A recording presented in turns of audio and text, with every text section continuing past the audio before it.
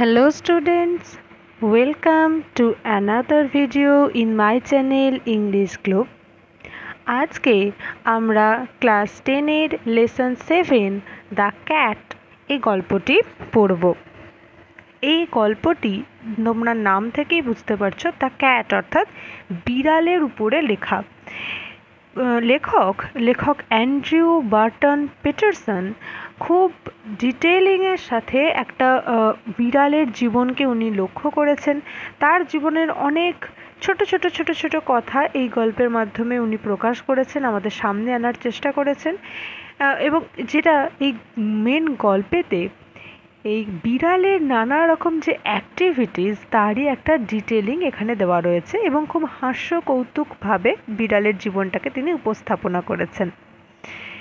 আমরা যেভাবে বিড়ালকে খুব একটা সাধারণ জন্তু হিসাবে দেখি, এই গল্পে কিন্তু এই বিড়ালের নানা রকম বুদ্ধিমত্তা, তার একটা আলাদা নেচার, এইগুলো লেখক তুলে ধরেছেন। তাহলে আজকে আমরা দ্য ক্যাট এই গল্পটি পড়ব, কিন্তু তার আগে আমার ভিডিওটা অবশ্যই তোমরা পুরোটা দেখো। আমার ভিডিও পছন্দ হলে ভিডিওটা লাইক করো, তোমার বন্ধুদের সাথে শেয়ার করো এবং আমার চ্যানেলটি সাবস্ক্রাইব না করা থাকলে অবশ্যই সাবস্ক্রাইব করে দিও। তাহলে এসো শুরু করা যাক লেসন 7 দ্য ক্যাট। ইউনিট 1, আজকে আমরা ইউনিট 1 পড়ব, তার মানে এবং অ্যাক্টিভিটিস করব। Most people think that the cat is an unintelligent animal, fond of ease and caring little for anything but mice and milk.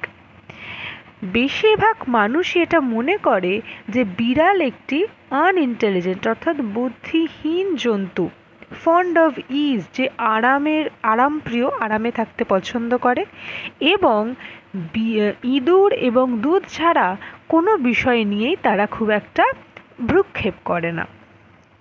But a cat has really more character than most human beings and gets a great deal more satisfaction out of life. কিন্তু লেখক বলছেন যে একজন বেশিরভাগ মানুষের যে চরিত্র, তার থেকে একটা বিড়ালের চরিত্রের গুণ আরও অনেক বেশি, তাদের বৈশিষ্ট্য আরও অনেক বেশি এবং গোটা জীবনে তারা মানুষের থেকে অনেক বেশি সন্তুষ্টি তারা লাভ করে থাকে। He or she is an athlete, an acrobat, a grim fighter.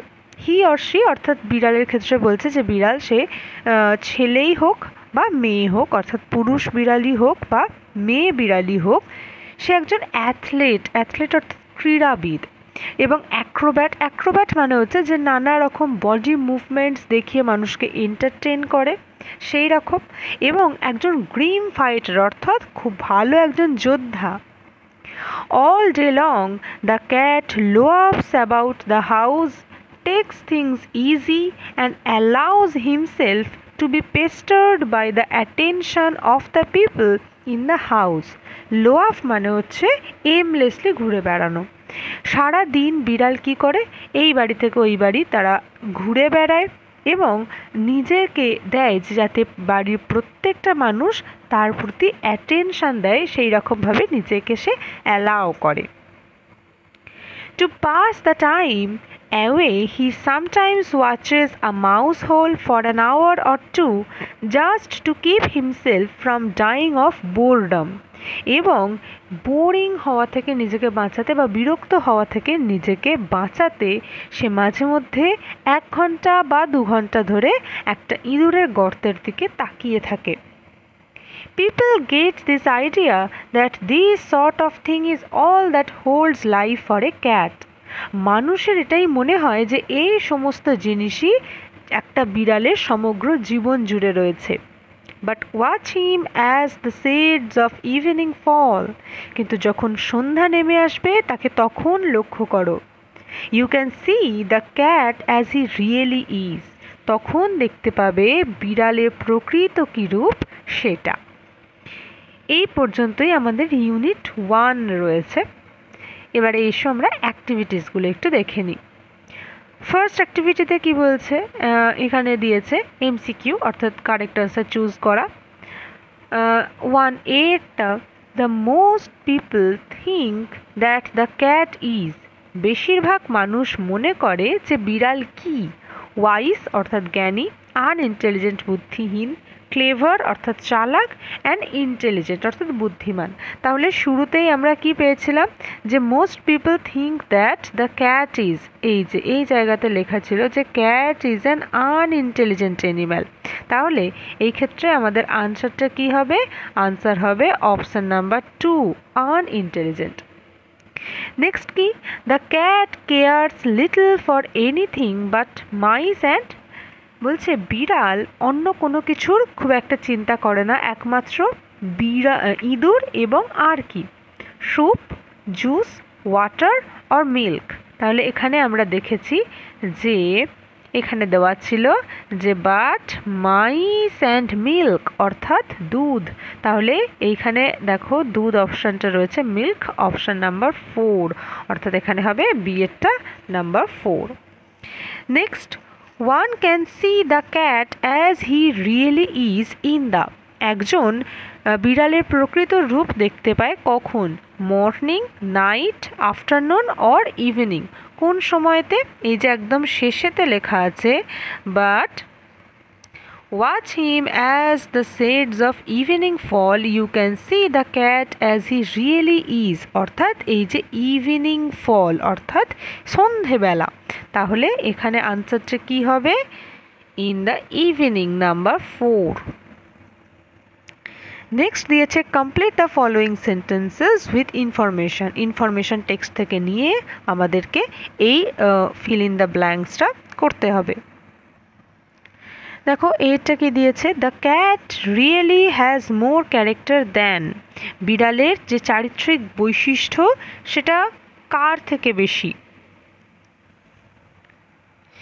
এই আনসারটা আমরা এখানে দেখতে পাই যে the cat has really more character than most human beings, এই যে দ্যান মোস্ট হিউম্যান বিইংস। তাহলে এই ক্ষেত্রে আমরা আনসারটা কি লিখব, the cat really has more character than, এখানে লিখব আমরা most human beings. Next B, the cat sometimes watches, বিড়াল কখনো কখনো লক্ষ্য করে, বিড়াল কখনো কখনো কি লক্ষ্য করে, দেখো এখানে লেখা আছে to pass the time away he sometimes watches a mouse hole for an hour or 2, অর্থাৎ কি লক্ষ্য করে সে, আ মাউস হোল একটা ইঁদুরের গর্ত। তাহলে এই ক্ষেত্রে আমরা আনসারটা কি লিখব, যে the cat sometimes watches a mouse hole for an hour or 2। Next C, all day long the cat allows himself to be, সারা দিন ধরে বিড়াল নিজেকে অ্যালাউ করে কি করতে,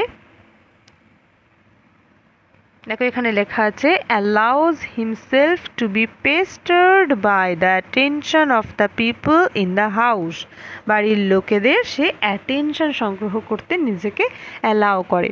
তাহলে এই ক্ষেত্রে আমরা কি লিখব, allows himself এর পরে কি লিখব, এই থেকে লিখব to be pestered by the attention of the people in the house, এখানে আনসারটা লিখব to be pestered, to be অবধি দেওয়া আছে আর তারপর থেকে লিখব pestered by the attention of the people of the house। এটা হয়ে গেল আমাদের 2 এর। নেক্সট আছে নাম্বার 3, এখানে ট্রু ফলস এবং supporting statement. A, the cat is not fond of is, বিড়াল খুব একটা আরাম প্রিয় নয়, এটা আনসার আমরা লিখব ফলস, এটা হবে ফলস, মিথ্যা। কেন মিথ্যা, দেখো এখানে লেখা ছিল এই যে cat is an unintelligent animal fond of is, এই জায়গাটাতে লেখা আছে যে ক্যাট হচ্ছে ফন্ড অফ ইজ। তাহলে এখানে আনসারটা ফলস হবে এবং সাপোর্টিং স্টেটমেন্ট, তোমরা সাপোর্টিং স্টেটমেন্ট এখানে এই মোস্ট পিপল থেকে ফন্ড অফ ইজ অবধি লিখে ডট ডট দিয়ে শেষ করে দিতে পারো, এই পর্যন্ত তোমরা লিখতে পারো। Next B, the cat has no athletic skill, বিড়ালের কোনো ক্রীড়া সংক্রান্ত কৌশল নেই। এটাও হবে ফলস, বিড়ালের ক্রীড়া সংক্রান্ত কৌশল রয়েছে।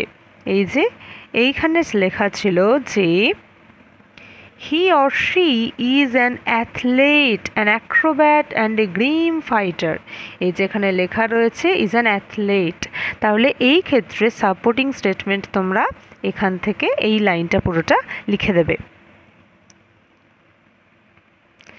Next number C, the cat takes things very easily, বিড়াল সমস্ত জিনিসকে খুব সহজভাবে গ্রহণ করতে পারে।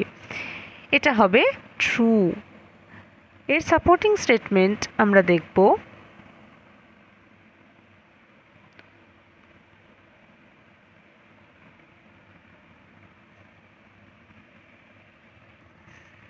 এই যে এখানে লেখা আছে all day long the cat lopes about the house, take things easy and allows himself to be pestered by the attention of the people in the house. তাহলে এই জায়গাটায় লেখা আছে টেকস থিংস ইজি, তাহলে এই ক্ষেত্রে সাপোর্টিং স্টেটমেন্ট এই all day long এখান থেকে টেকস থিংস ইজি অবধি লিখে ডট ডট দিয়ে শেষ করে দিতে পারো। তাহলে এই জায়গাটা হচ্ছে ইম্পর্টেন্ট, টেকস থিংস ইজি। এই অবধি আমাদের ইউনিট 1 তার অ্যাক্টিভিটিসগুলো ছিল, নাম্বার 1, 2 and 3। আশা করছি প্রত্যেকটা আনসার তোমরা বুঝতে পেরেছো। আশা করছি পড়ানো ইউনিট 1-এর যে বেঙ্গলি মিনিং সেটাও বুঝতে পেরেছো।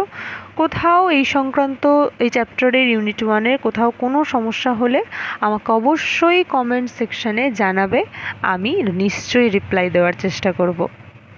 তাহলে দেখা হচ্ছে পরের ভিডিওতে আমরা ইউনিট 2 এবং তার অ্যাক্টিভিটিস করব। ততক্ষণ তোমরা বাড়িতে পড়তে থাকো। All the best.